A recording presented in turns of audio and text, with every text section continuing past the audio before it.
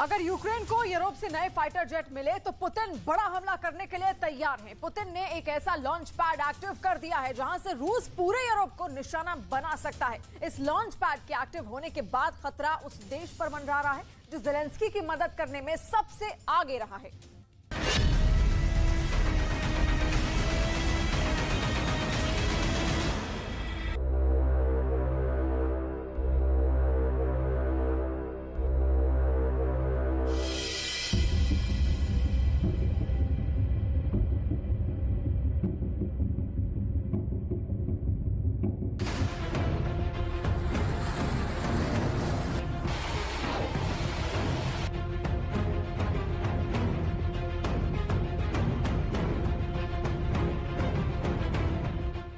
रूसी जेट्स की दहाड़ से गूंजा बाल्टिक सागर।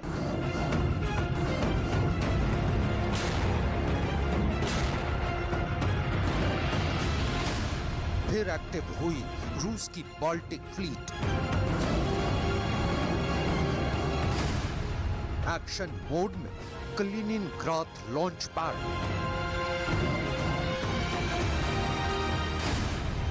बाल्टिक में तैनात पुतिन के किलर फ्लैंकर।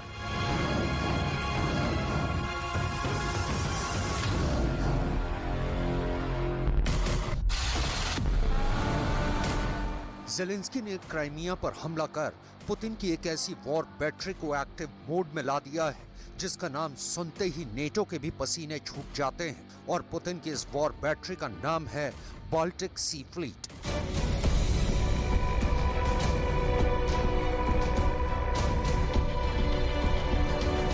इधर क्राइमिया पर यूक्रेन का ड्रोन अटैक हुआ और उधर पूरा बाल्टिक सागर पुतिन के ऐसे पहरेदारों की दहाड़ से गूंज उठा जिन्हें हाल ही के वक्त में रूस की बाल्टिक सी फ्लीट में शामिल किया गया है। और पुतिन के इन नए पहरेदारों का नाम है Su-30 और Su-30 SM-2 फाइटर जेट।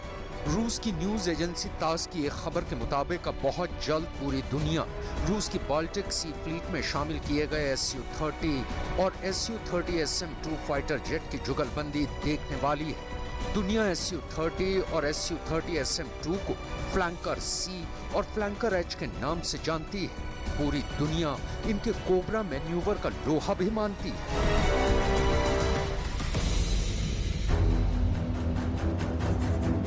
रूसी न्यूज एजेंसी के मुताबिक फिलहाल सुखोई 30 और सुखोई 30 SM-2 फाइटर जेट एक साथ दुश्मन सेना के सैन्य ठिकानों को टारगेट करने की एक बड़ी वॉर ड्रिल को अंजाम दे रहे हैं। यानी इसका सीधा सा मतलब है कि अब पुतिन के ये दोनों खतरनाक फाइटर जेट एक साथ यूक्रेन जंग में नजर आने वाले हैं। और इनके निशाने पर खास तौर पर यूक्रेन की वायु सेना के वो फाइटर जेट होंगे जो उसे पोलैंड और स्लोवाकिया से मिलने वाले हैं। दरअसल पोलैंड और स्लोवाकिया ने ये ऐलान किया है कि वो यूक्रेन को MiG-29 फाइटर जेट देंगे।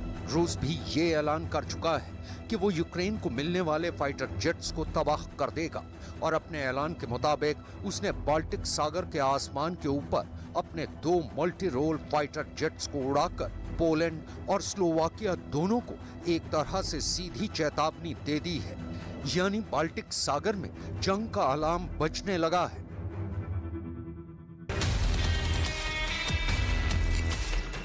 रक्षा विशेषज्ञों का मानना है कि रूस जंग मैदान में अपने नए फाइटर जेट्स को यूक्रेन की सेना और उसके सैन्य ठिकानों पर हमला करने के लिए एक खास रणनीति के तहत उतारने वाला है। इस रणनीति के तहत अब Su-30 और Su-30 SM-2 फाइटर जेट से एक साथ उड़ान भरेंगे। दरअसल Su-30 SM-2 रूस के Su-30 फाइटर जेट का अपग्रेडेड वर्जन है। आइए अब आपको रूस के इस नए फ्लैंकर की खासियतों के बारे में बताते हैं। Su-30 SM-2 एक मल्टी रोल फाइटर जेट है। ये 2120 किलोमीटर प्रति घंटे की रफ्तार से उड़ान भर सकता है। इसकी कॉम्बैट रेंज 3000 किलोमीटर है। ये 30 mm की एक GSH-30 ऑटो कैनन गन से लैस है। Su-30 SM-2 में 12 हार्ड पॉइंट होते हैं। इसे air to air, air to surface, anti ship और एंटी रेडिएशन मिसाइलों से लैस किया जा सकता है। Su-30 SM-2 को कई तरह के गाइडेड और अनगाइडेड रॉकेट और बमों से भी लैस किया जा सकता है। रक्षा विशेषज्ञों का मानना है कि रूस का अपनी बाल्टिक सी फ्लीट को एक्टिव मोड पर लाना सीधे सीधे उन नेटो देशों के लिए खतरा है जो यूक्रेन को फाइटर जेट देने वाले हैं। और इस वक्त पुतिन की हिट लिस्ट में सबसे ऊपर जो दो नाम हैं वो हैं पोलैंड और स्लोवाकिया।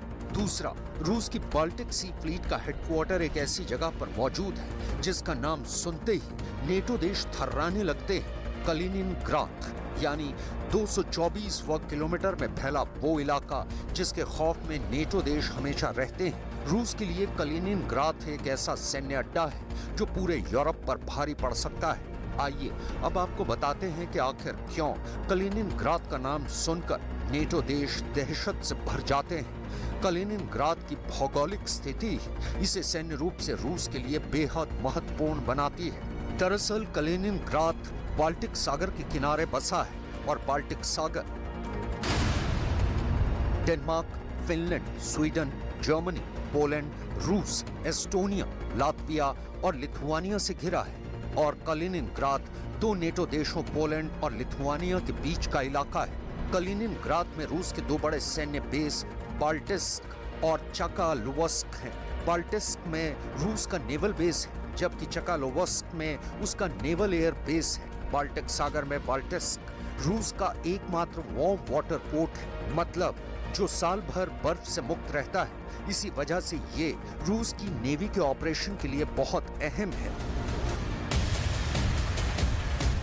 पिछले 2 दशक के दौरान कलिनिनग्राद रूस की जियोपॉलिटिकल स्ट्रेटेजी के लिहाज से भी बहुत महत्वपूर्ण बन गया है। सिर्फ इतना ही नहीं, रूस इस जगह से बाल्टिक सागर में यूरोपीय और नेटो देशों की आवाजाही को पूरी तरह से भी रोक सकता है। अगर रूस और नेटो के बीच भविष्य में कोई युद्ध होता है तो कलिनिनग्राद रूसी ऑपरेशंस के लिए एक महत्वपूर्ण लॉन्च पैड होगा। दरअसल कलिनिनग्राद सुवाल्की गैप के पास स्थित होने की वजह से भी अहम है। सुवाल्की गैप एक 65 किलोमीटर लंबा जमीन का टुकड़ा है जो कलिनिनग्राद और बेलारूस को जोड़ता है। लेकिन सुवाल्की गैप नेटो सदस्य देशों पोलैंड और लिथुआनिया के बीच में पड़ता है।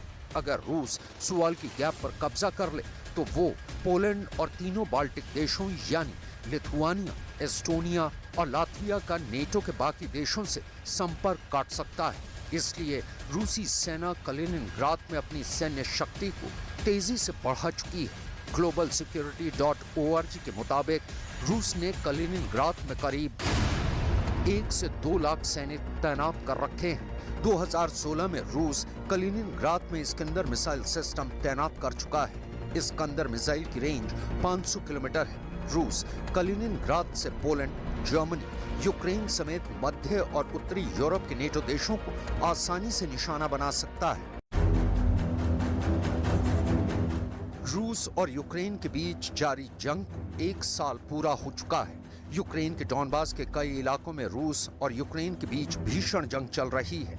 दोनों एक दूसरे के सैन्य ठिकानों को निशाना बनाकर उन पर लगातार हमले कर रहे हैं। रक्षा विशेषज्ञों का मानना है कि रूस ने जंग के कई मोर्चों पर पीछे हटने और शिकस्त खाने के बाद अपनी रणनीति में जो बदलाव किए हैं उनका असर अब जंग के मैदान में साफ नजर आ रहा है। इसके साथ साथ रूस ने जिस तरह अपनी बाल्टिक फ्लीट और बाल्टिक सागर में मौजूद अपने सबसे अहम सैन्य बेस कलिनिनग्राद को एक्टिव किया है वो नेटो देशों के लिए खतरे का सबसे बड़ा अलार्म है।